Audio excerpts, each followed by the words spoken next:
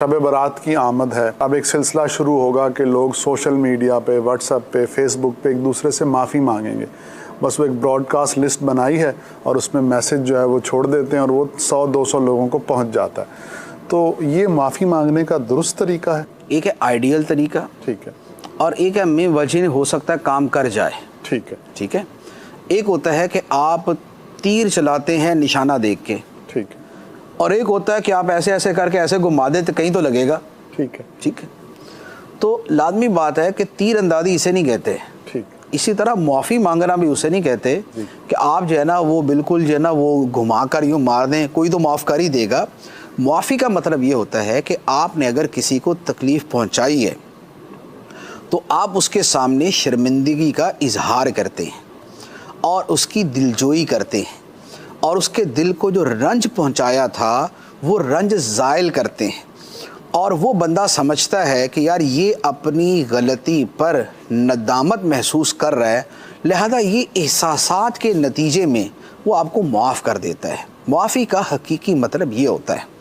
تو لہذا معافی جہاں مانگنی ہے وہاں پر ایسے ہی مانگی جائے۔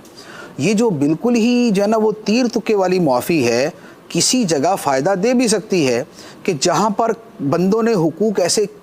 ایک دوسرے کے ضائع نہیں کیے ہوئے، لیکن پتہ نہیں ہے کہ پتہ نہیں کس کا حق ضائع کیا ہوا،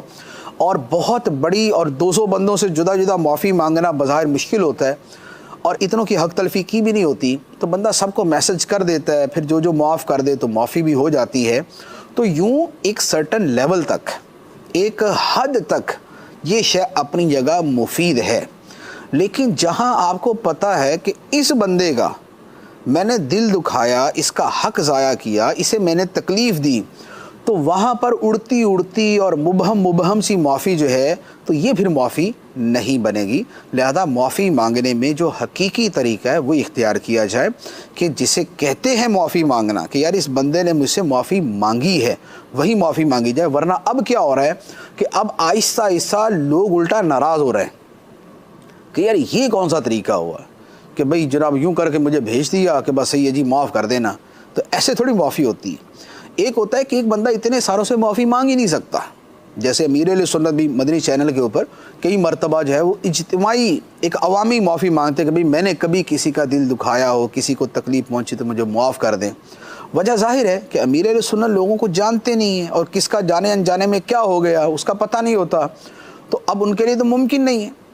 کہ وہ ایک ایک بندے سے رابطہ کرے جس کا نمبر بھی نہیں ہے، جس کا پتہ بھی نہیں ہے، جس کا نام بھی پتہ نہیں ہے۔ تو وہ تو اس انداز میں کر سکتے ہیں، یا اور اسی طرح کے جو افراد ہوں وہ کر سکتے ہیں، لیکن یہ نہیں ہے کہ پورے محلے کو پورا سال تنگ کر کے رکھا